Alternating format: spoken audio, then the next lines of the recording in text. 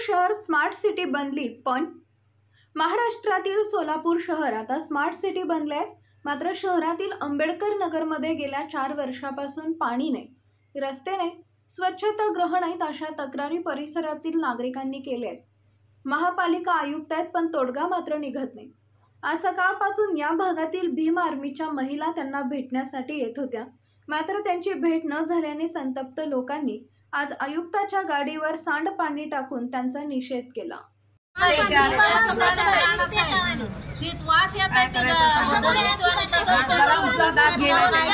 बरं, एक मिनिट, एक जण बोला, कळत नाहीये मला. सांगा, हे जे घाण पाणी येते ते नळाचं येते का तुमच्या घरात पावसाचं येते? सांगा. म्हणजे ड्रेनेजचं पाणी घरात येते, हे समस्या आहे. आणि नळाला पाणी कसं येते? किती दिवसापासून आहे ते सांगा. मग 3 वर्षानंतर तुम्ही आज कसं काय आलो? येत आहे का? साहेब लोक येते ते बघते ते जाते ते बघते ते जाते ते. तुमचं नाव सांगा आणि बोला. नाव सांगून बोला. मावशी म्हणजे ड्रेनेजची खूप ही आहे बघा, घाण असं सगळे घराने ह्याच्याने पाणी सगळं घाण असं, लेकर आजारी पडतात, सतत चेपटींच्या आळ्या वगैरे सगळ्या घरात फिरतात. सर्वांना जय भीम, जय शिवराय. आज भीम आर्मी भारत एकता मिशन या सामाजिक संघटनेच्या माध्यमातून आम्ही मातोश्री रमाबाई आंबेडकर नगर मधील रहिवाशांच्या ज्या समस्या आहेत त्या या ठिकाणी घेऊन आलो होतो.